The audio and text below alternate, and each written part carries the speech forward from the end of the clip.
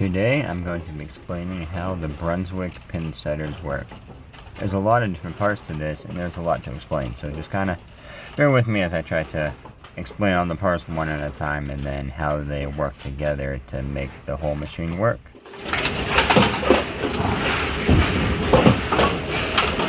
We're going to start off with the pin station. It has three components: the flap on top, the bow is right there on the side, and as I start to turn this over, you can see the lever on the bottom. These all interact with each other in a very special way. The pins come and hit the flap, and they fall onto the bow. But the bow can only go down about halfway until the lever is pressed up, and then it can be released. And then once that's released, the whole thing kind of resets.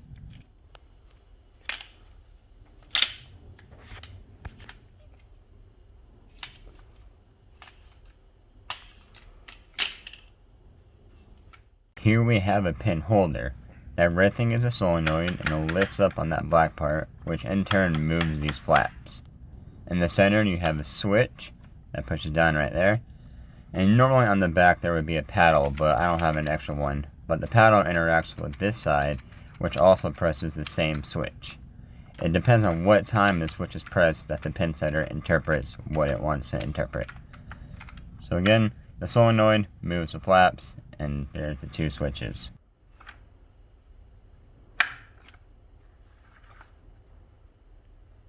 The pin setter has three motors. Here on the left side you have your distributor motor.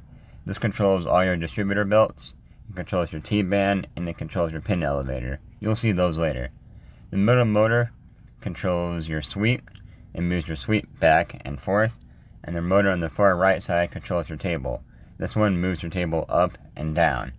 Your table motor is the only one that rotates both clockwise and counterclockwise. The other two motors only run in one direction.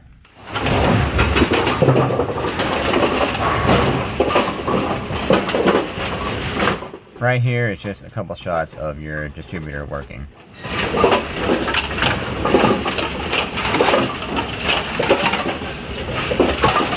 Right here is your T-band or transport band. This is responsible for bringing pins that were knocked down or cleared from the deck to your pin elevator.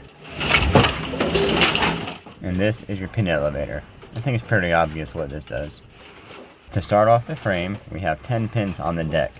And then we also have 2 pins up top. One in the 7-pin holder, one in the 10-pin holder. These are preloaded at the end of the cycle to save time later in case the pin setter ends up needing them, because these are the last 2 pins to be loaded. Once a ball is thrown and is detected, your sweep will drop. Right here you see a black fork-shaped looking piece. This is responsible for catching your sweep as it falls, so it doesn't just smack as it comes down. There's a shock connected to the fork that absorbs the impact of the sweep falling.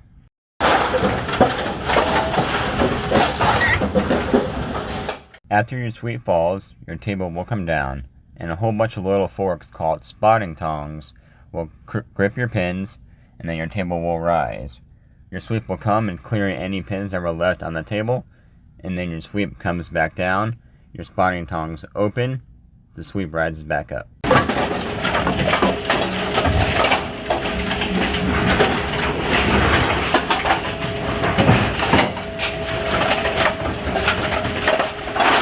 Now your spotting tongs are timed according to these 4 switches. At the bottom you have a physical A switch. Going counterclockwise from there you have a B switch, a C switch, and a D switch. Your A switch is just your home. To begin, your motor will spin counterclockwise. Once the little black piece at the end of that rod meets your B switch, that'll tell it that the table is all the way down and to start closing the spotting tongs. It'll continue moving counterclockwise till it gets to your D switch, and that'll tell it to stop closing the spotting tongs. It'll continue until it reaches your A switch again, which is home, and the table's all the way up again. Your sweep will come and clear any dead pins, and then the motor will spin the opposite direction clockwise. Once it reaches your D switch, that's when your table is all the way down. It'll tell it to start opening the spotting tongs. It continues to your B switch. That tells it to stop opening your spotting tongs.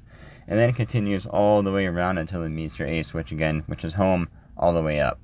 Make sure you notice the square shaft going down and the gear that engages with the other gear that has the horizontal shaft that goes towards the bottom of the screen.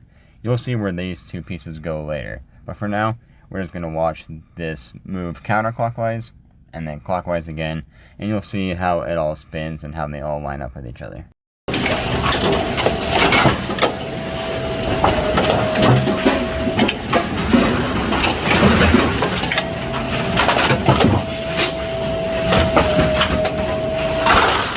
This is the other side. You can see that circular tube that goes down and has a gear on the end of it.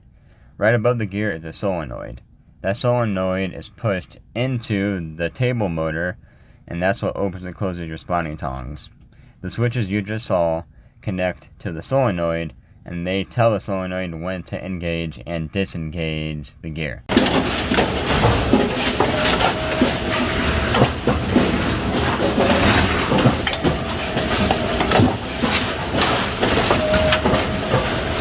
And right here is a side-by-side of those two clips, so you can see how everything is timed. Any slight delays is just a result of not synchronizing the videos correctly.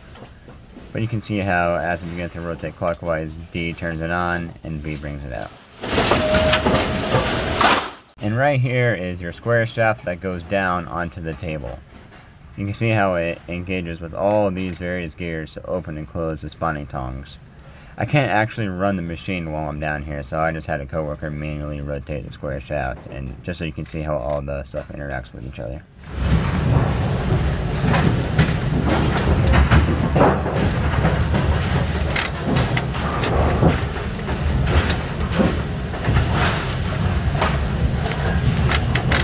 Right here you can see that after your spotting tongs put your pin back on the deck, they're going to come back up, and those little flappers you saw on the pin holders earlier are going to engage with the levers on the pin stations to release the remaining pins onto the table.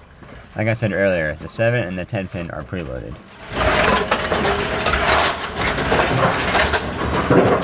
And now here's just a couple more angles of that happening.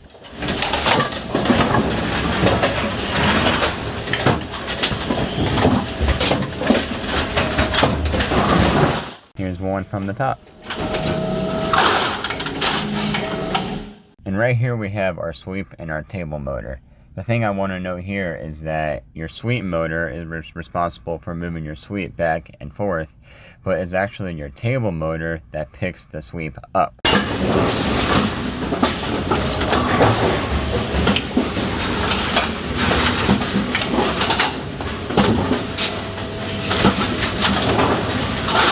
Right here you can see how on the counterclockwise motion of your table motor it misses the sweep, but then on the clockwise motion it grabs right there and picks it up. Simultaneous to all that movement, your pins are now on your elevator because your sweep knocked them all the way back. Your elevator has 3 components on it that all do different things. At the very bottom here near the right side you have a piece that jostles the shovels on the elevator just a little bit in order to get the pins sitting completely on the shovel. Right above that you have 2 pieces that center the pin on the shovel, and then above that at the very top of the elevator there's a piece that tilts the shovels forward in order to drop the pin from the shovel onto the distributor. And you'll be able to see all this working right now.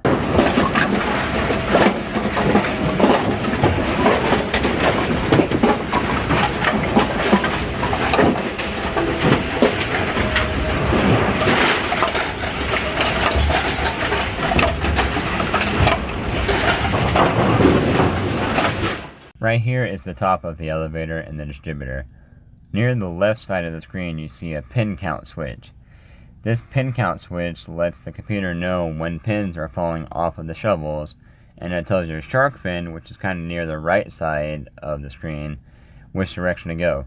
Your shark fin sends 1 pin to the right, 1 pin to the left, 2 pins to the right, 1 pin to the left.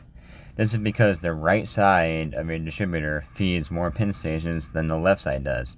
The right side feeds 6, the left side feeds 4. so you want more pins going to the right than you do to the left. Notice how the pin count switch only sends your shark fin to the right, and then after a couple seconds it moves back to the left.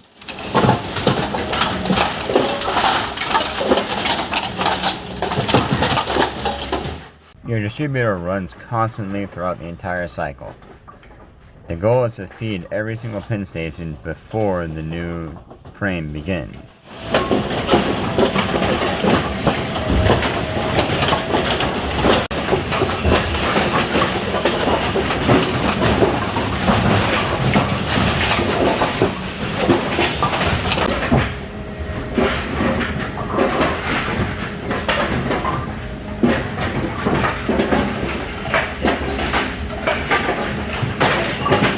If all pin stations are filled, any remaining pins go down the pin return chute.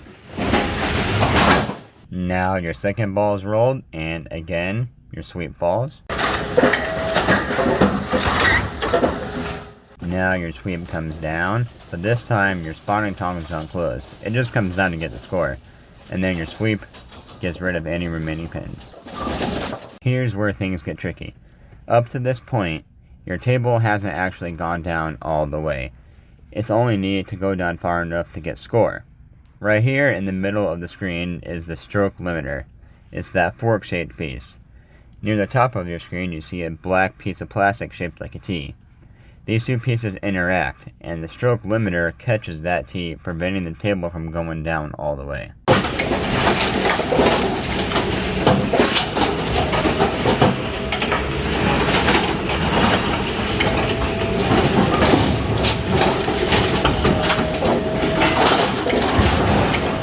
This time around, however, since we want to set a new set of pins on the deck, this has to be moved out the way. Further down to the left, you can't see it, but there's a solenoid that pushes the stroke limiter out of the way. That way, when your table goes down, the T can pass it in order for the table to go down far enough to set a new set. In between these two white boxes, you see a black hook that's kind of pointing forward. This engages with the tooth on the table. These two pieces together are what is responsible for keeping your pin holders horizontal. Your stroke limiter moves that hook backwards and disengages it with that tooth. This is what allows your pins to go vertical. The pins are urged with a spring near the front to go vertical. So once this moves out of the way, they're free to move vertical in order to set a new set of pins on the... So here you're going to be able to see this work. When your table goes down to get the score, those two pieces stay into each other. Notice the wheel right there at the bottom. Table comes back up. Sweep clears the pins, and then if we wait a second here, on the next clip you're going to be able to see how that hook moves backwards. Table rotates forward to set the new pins. That wheel interacts with the bar in order to move the pins horizontal. And then when they come the rest of the way back up, your 7 and 10 pin are preloaded, and that's the end of the cycle. And that's how the Brunswick GSX Pinsetters work. You can enjoy the next couple minutes of the Pinsetters running through their cycle. Thanks for watching.